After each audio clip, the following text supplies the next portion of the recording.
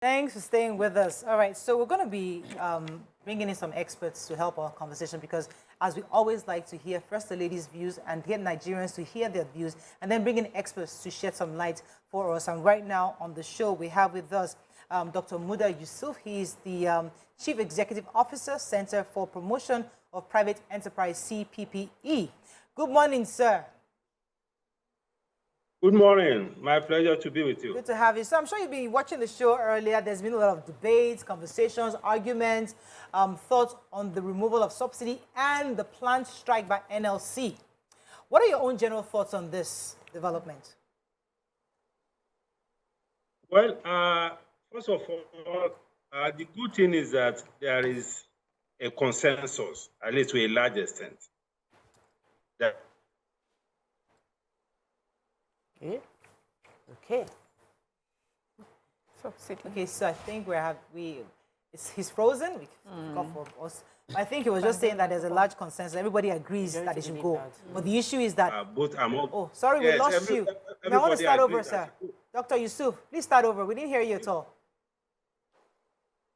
No, what I'm saying is that there is a consensus, I mean, to a large extent, that this subsidy is not sustainable, and I think the main issue now is about building a consensus around how we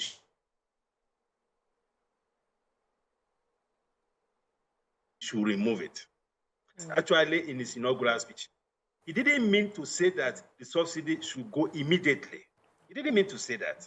He was just emphasizing the fact that this subsidy is going to go, and we have to ensure that, just to prepare our mind for it.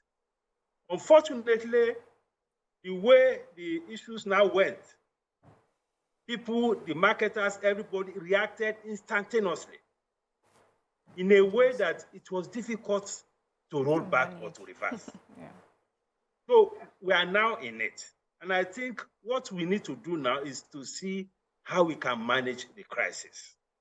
Of course, there's a lot of pain. I mean, when you are talking about an increase of over 150% in fuel price, that is a lot. That's a shock.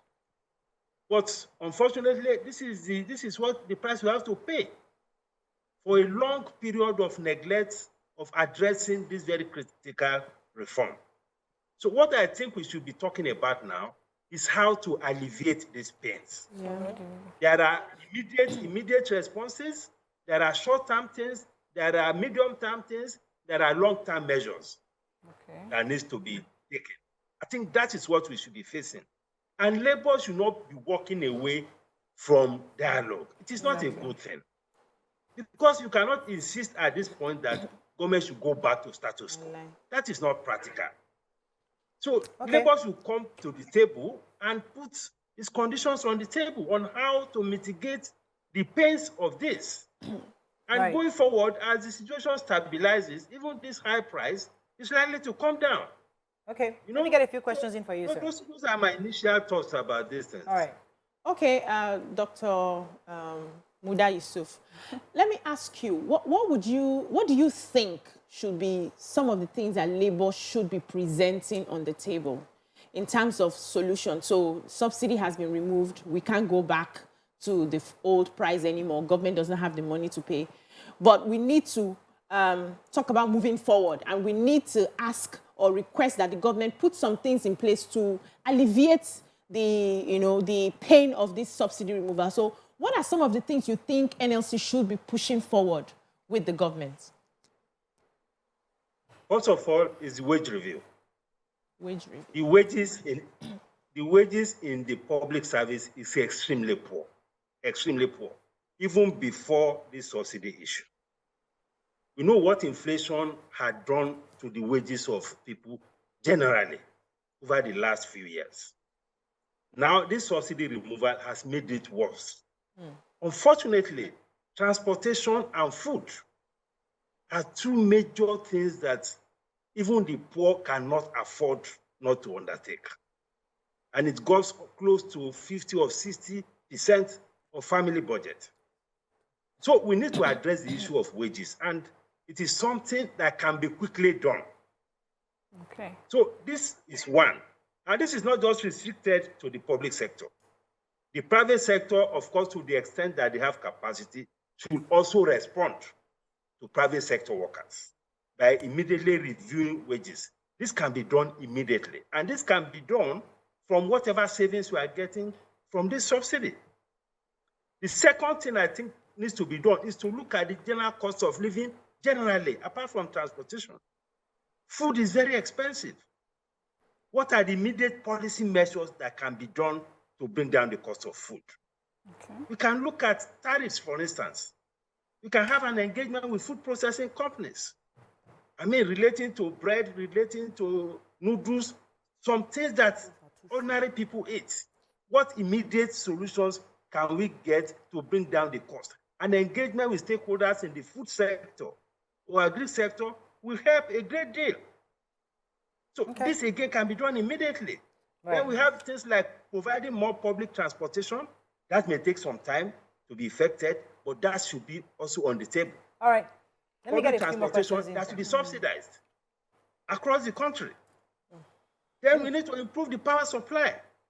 Because if there is regular power, there will be less dependence on petrol or diesel. Right. That is also something. Then employers should please also provide buses, staff buses, to the extent that they can afford it. So the government should also bring the private sector into this conversation. This palliative should not be limited to government. It should be extended to the private sector.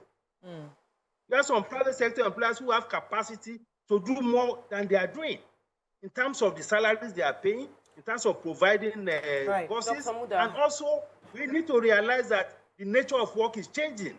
This idea of everybody going to work every day, physically, we need to revisit it. Wow. Thank you very much, Dr. Muda. Those are some. Let me get a few more. Let me get a few more questions. Let me get a few more questions for you. Dr. Muda, majority of Nigerians' labor force is being employed by the private sector, and the majority of that are employed by small businesses like my own. So if I am facing, the reality of what I'm facing now is I pay salaries to about 10 people every month, and they are facing a new reality in terms of their salary not being enough to even cover transport fare and feeding. And they are looking to me to pay more money. How do I transfer that cost? Who am I going to transfer it to? Can the government tell me to pay more money simply because the cost of living has gone up when there is no, I'm going to be borrowing money. I'm borrowing money from the bank at 28%. I still got a phone call from the bank on Friday that they want to give me more loan at 28%. So essentially, 28% is going to bank. Salary will consume, by this time, in terms of percentage, another 30 to 40%. What is the business?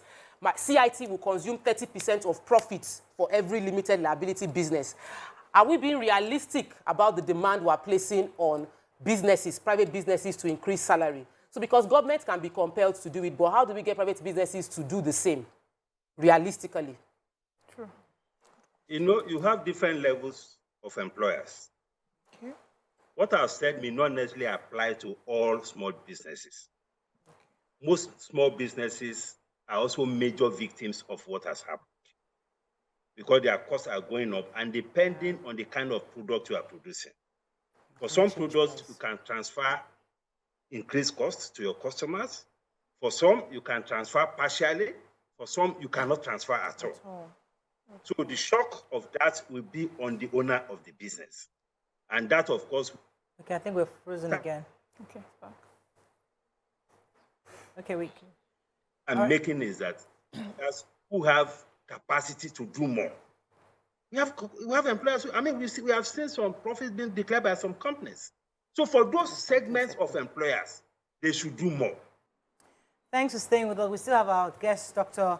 Yusuf, with us. I know Mariam had a question for the break. Because So, Doctor, my question is, you know, I'm really curious to know, like, what sort of conversations you would have with TUC and NLC that would, you know, almost put them off that they are insisting on a strike.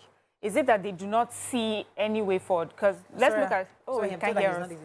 We're trying to connect with him. Okay. But based on what he said so far, I mean, what do you guys think? I mean, he's been saying a few things he believes that NLC should be asking for one of which I think is the fact that employers should try to see what they can do to review. And I think it's an interesting, he's not talking to all employers because not everybody can actually review their salaries, but the cost of food, the cost of petrol, the cost of transportation has increased. I was saying last week that I bought fuel, filled my tank, 32,000. It's never happened before in my entire life.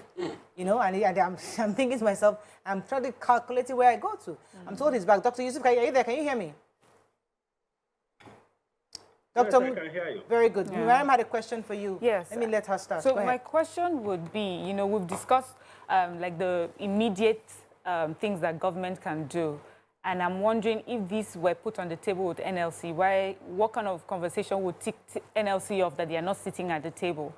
But could it be that there's a fear of transfer of subsidy? So if we're saying we're taking out petroleum subsidy, and then we're talking about palliatives and alleviating transportation and things like that, are we not just transferring, you know, subsidy from one product to another, and then before you know it, we have the same issues that we're having with this one?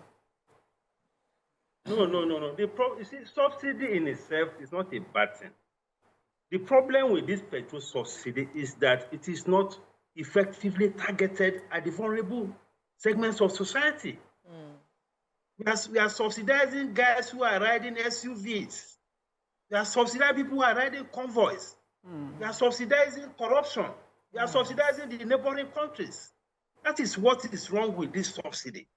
If it was something that was sitting squarely within us, perhaps it could have been more manageable. Yeah. But the thing has completely spun out of control and it's blowing up our budget. So that is the problem. Subsidy is not a bad thing at all. I mean, you should subsidize education, for instance. We are subsidizing university education. The rich of the billionaires will not go to all these public universities. We are subsidizing hospitals, general hospitals. The rich people hardly go to general hospitals. So if you subsidize something like public transportation, and on $10 will not come and be going in public bus. But if you are selling cheap fuel, and on $10 you go and buy cheap fuel. That is the difference. Right. So we should focus on targeted subsidies that actually relate to the poor. That is why this issue of public transportation is important. This issue of wages is important. And someone has even suggested waiving taxes for a particular category of workers and even SMEs. These are some of the things that can be done. Right, sir, one of the things people have said is that one of the reasons, because we discussed it last week, that the issue of trust is a major problem. Nigerians feel that the corporates or these cabal that have been taking our subsidized fuel across the country, that many of them have not been arrested or convicted, or nobody has been brought to book.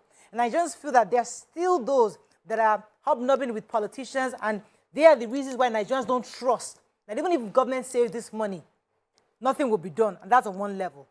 Then Mele Kyari also said that hopefully in the coming months, the price of fuel will reduce, because obviously they're expecting that, I don't know what factors he was using, but many are suggesting that if more licenses are given to Nigerians' private sector to import fuel, it becomes more competitive, and then we have more people who are bringing in fuel, aside from this cabal, this small group of marketers. If more licenses are thrown out there, then the prices of fuel begin to reduce, because people now can be competitive and find ways to bring in the right kind of fuel for Nigerians at a cheaper price.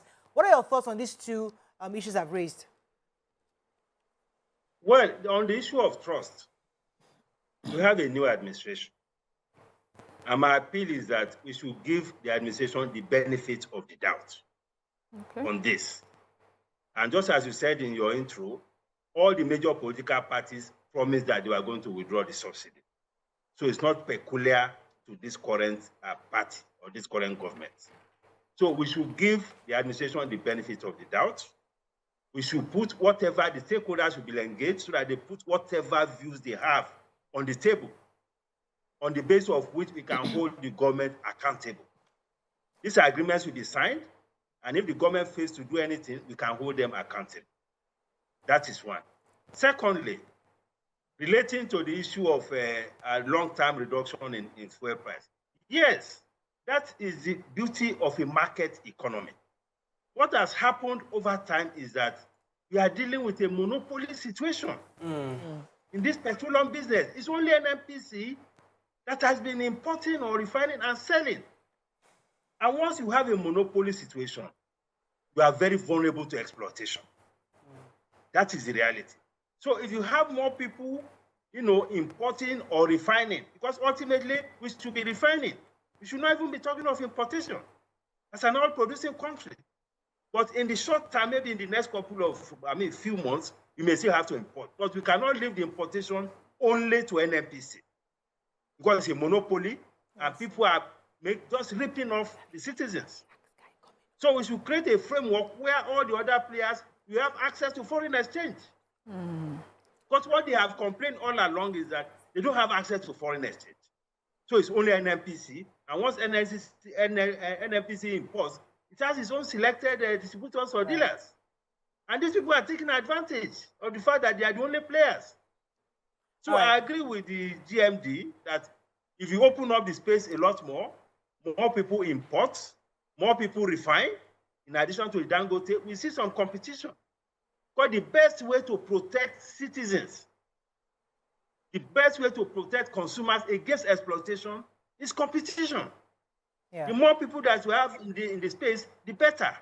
We had the experience with the GSM. How much did we start with the SIM card? Over 30,000. All right, let me pause you for a second. Let me pause you for a second. I have a final question for you. Yes. Based on the knowledge I have about the way the corruption in the subsidy system, at least the one that we've heard, and your analysis, I'm a bit confused. Because what we've heard about the corruption in the subsidy system is that our fuel is being taken up. There's an inflation of our consumption. Do you think that that's within the NNPC or within the major oil marketers, or who do you believe are the cabal that are taking advantage of the system? Because I don't think it is the importation that the problem comes from. It is in the fact that we don't know the figure of our consumption, and they say we are giving to Benin, Chad, and Niger a subsidized fuel. How do we address that gap? You see, the challenge is that the whole system is extremely porous. There are leakages across the entire chain, right from importation to marketing to distribution. There are leakages.